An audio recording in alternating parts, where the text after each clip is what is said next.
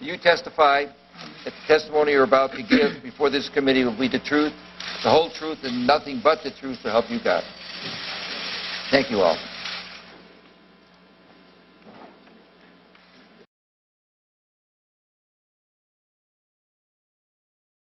Mr. Schmidt, many industry experts believe that the central mission of Google has fundamentally changed since its founding. At the outset, Google's goal, according to CEO Larry Page in 2004, was to get consumers off Google's page and, quote, send you to the other sites. Since that time, Google has acquired or expanded into Internet businesses in many diverse areas, including travel, videos, and shopping.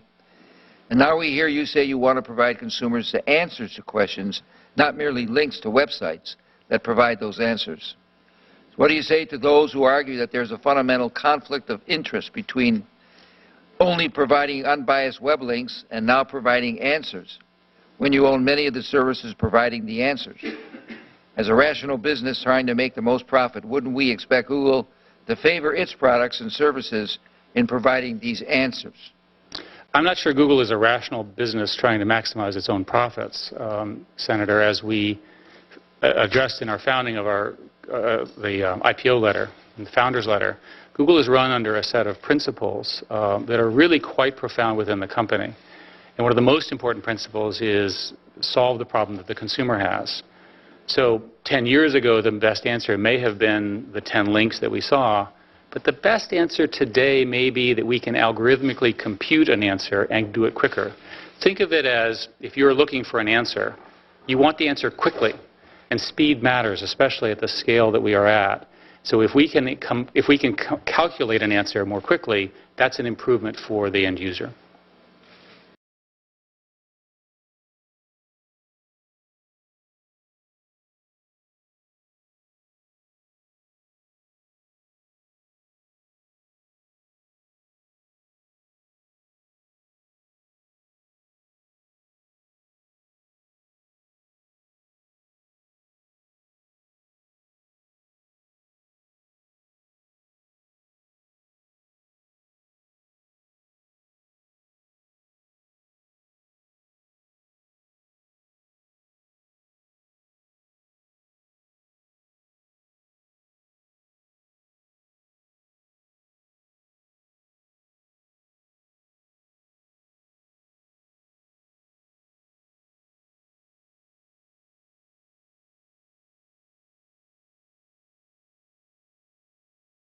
Thank you, Mr. Schmidt, for being with us. Let me get right to the point of one of my concerns.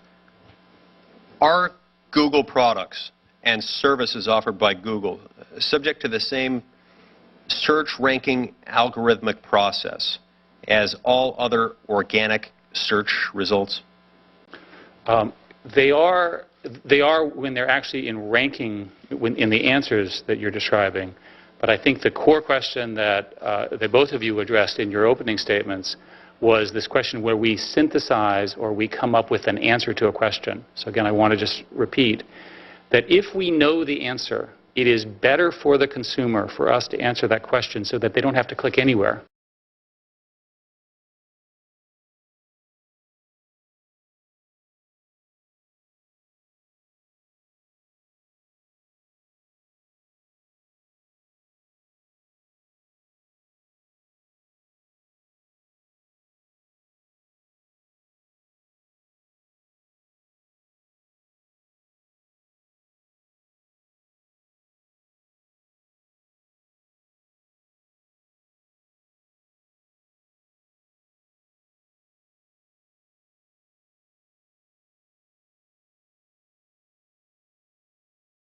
And in that sense, we tend to use data sources that are our own because we can't engineer it any other way.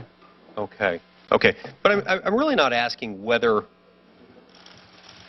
you're giving the right information, whether you're giving information that's, that you regard as most helpful to the customer. I'm asking whether your own secondary services that Google itself offers, are they subject to the same test, the same standard as all the other results of an organic algorithmic search?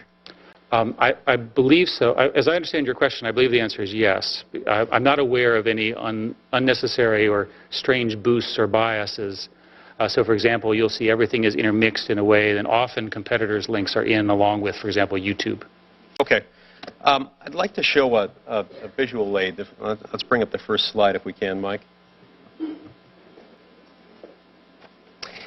This is a chart that reflects the results of a study comparing the search rankings of 3 popular price comparison sites and those of Google Shopping. Now, the 3 popular price comparison sites results are depicted in various shades of green, and the Google results are depicted in red. These particular data points were gathered in April of this year, and they represent the ranking results from 650 shopping-related keyword searches.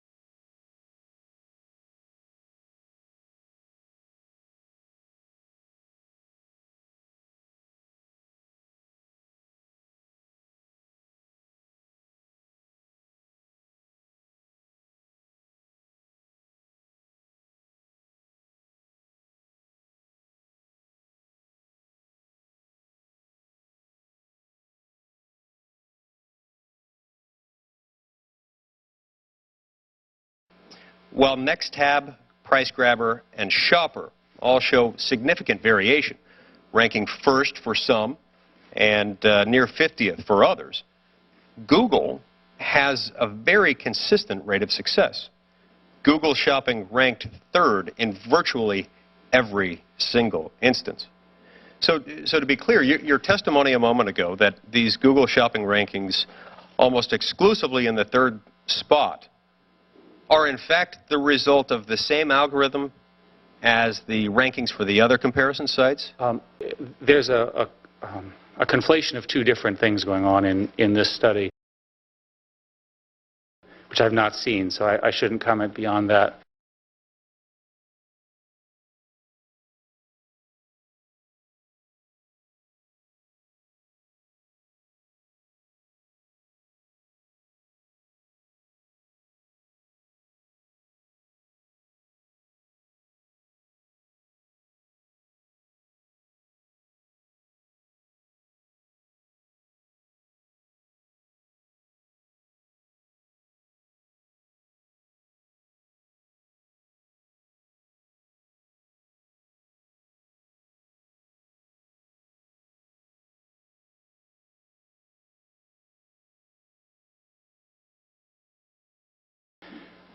There's a difference between sites that do product comparison and sites that offer products themselves.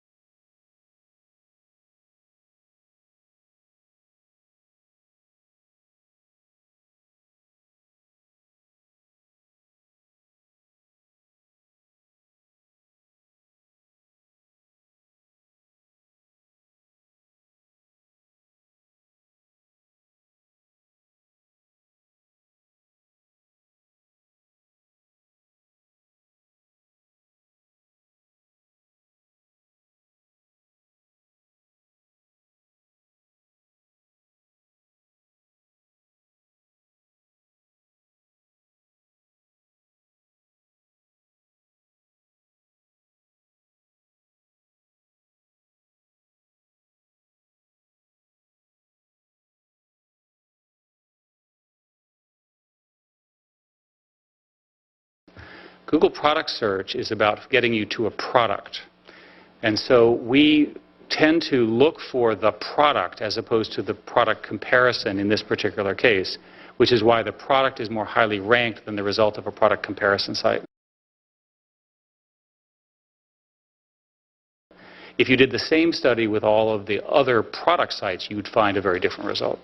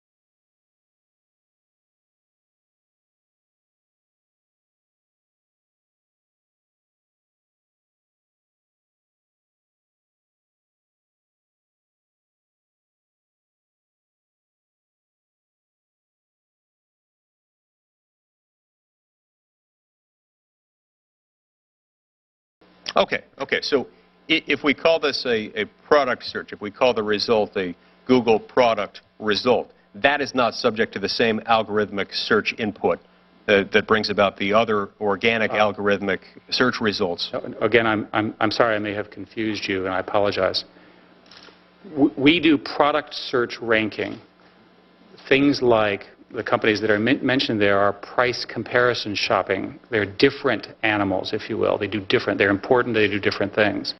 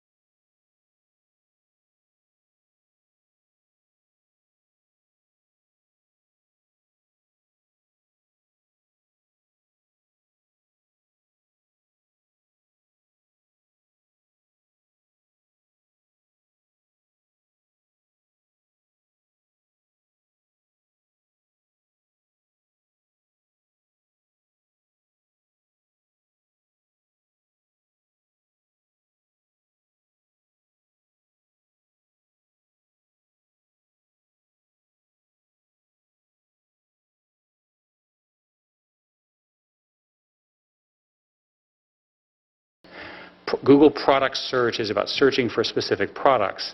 In that sense, product search does something similar to what PriceGrabber, NextTab, and Shopper does, which is why the confusion exists. It's an apples to oranges comparison.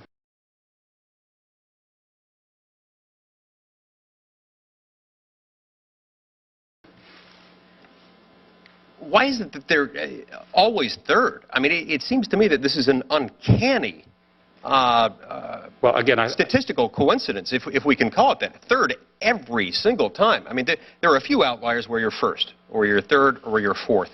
You're also, interestingly enough, occasionally 11th. You're never 12th. You're certainly never 50th or anything close to it. And yet, every one of those others will find themselves everywhere along the spectrum. Everywhere. You're always third, almost every time. How do you explain that? Well, again, I'd have to look at the specific results because we rank. Well, we've got the results right here. Just look at I'd actually need to see the technical details to give you a direct answer. But in general, what's happening here is you're having product comparison sites, and their results are being compared against Google answers, which are products. And the two cannot be properly compared. And that's why I think you're seeing such a strange result.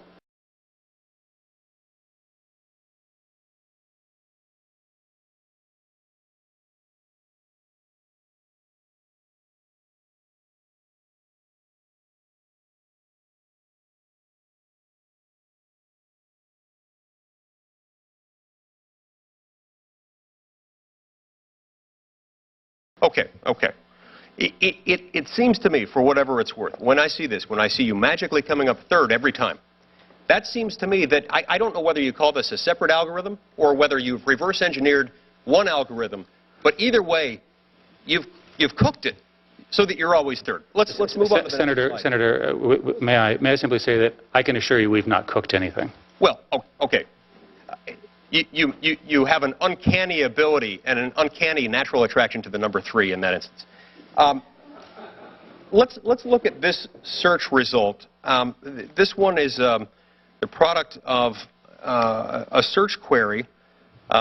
Here it's a search query for a particular camera model. And we bring up a Google product listing. Now, it's near the middle of the search screen result. You know from your research that the middle of the first screen is the area where users are most likely to focus. That's the prime real estate online, correct? Well, actually, clicks go from the top to the bottom. Okay. So, but you want to be at or near the top of the list. That's in general, you want to be on the first page and then among the first entries. Okay. Yes, that's correct. Now, among the natural search results, the Google listing, the Google products listing, is the only result that includes the photo. We've highlighted it here in blue just to demonstrate here that it's different, but there's nothing online that actually differentiates it as necessarily a Google listing. There's nothing that indicates that this is an advertisement, that it's even Google. And it's also the most prominent given its placement. So again, that's not an ad. That is an organic search result.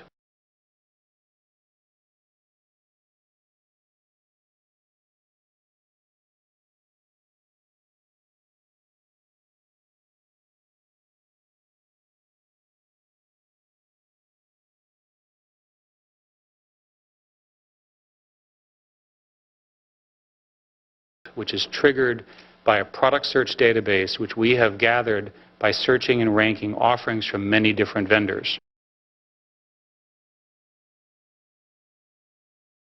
If you actually click within that, you'll see that you'll actually go to the vendor that will then sell you the product.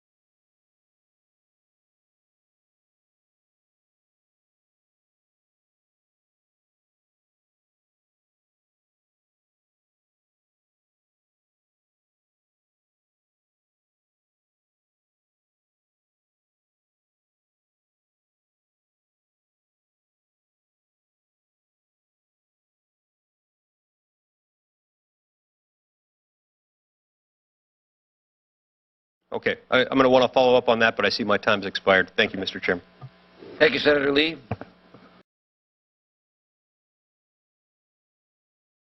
Mr. Schmidt, I just want to make clear and get a statement on the record under oath. Does Google give any preference to its own listings, places or shopping results, etc., in its own natural search ranking results? Again, the reason I was a little confused by your earlier question is the word preference. We have a product called Universal Search, and Universal Search chooses how to organize the page. And so that decision includes many components in the natural search. It will, for example, when we think you're looking for a product, we will pop out this product search essentially insert that you showed earlier. And if you go through that product search thing that we put out, it actually, as I pointed out, takes you to other sites that actually then want to sell products.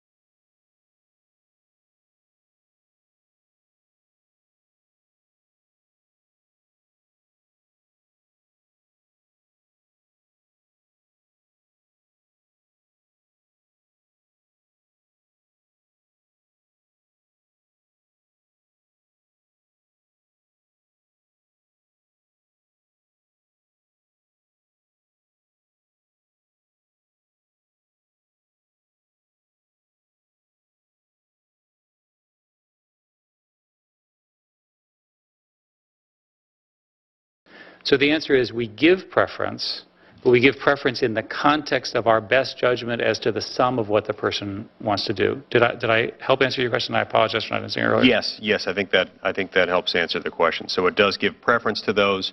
Those lead, perhaps in the case of the camera, not to your own camera sales port, but to another page where you're maybe not selling cameras, but you're selling advertisements. And if anyone clicks on that, you get advertising. In that case, I don't actually think there's any advertising component into that decision, but I take your point. Okay.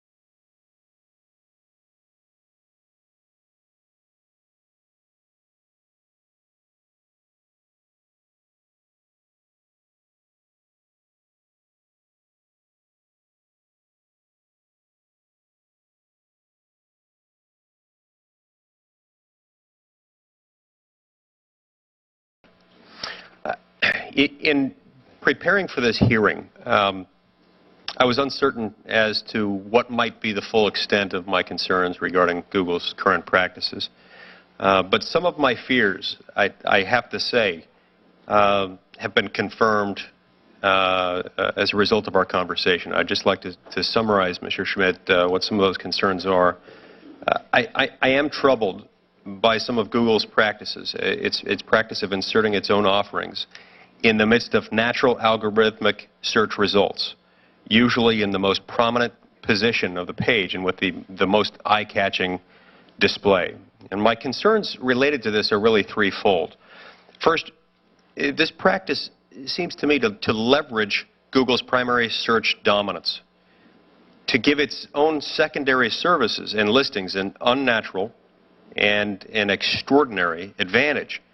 No other specialized business or search site can hope to compete on anything close to a level playing field when Google uses its significant market power to disadvantage online competitors.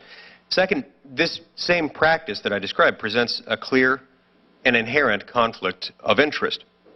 Rather than acting as an honest broker of information, Google now has a strong financial incentive to channel users to its own listings, regardless of their quality. As Google Vice President Marissa Mayer noted, to the degree that we, meaning Google, host content, we ultimately have a monetary incentive to drive people to those pages if those pages have ads on them. Finally, I worry that this practice harms consumers.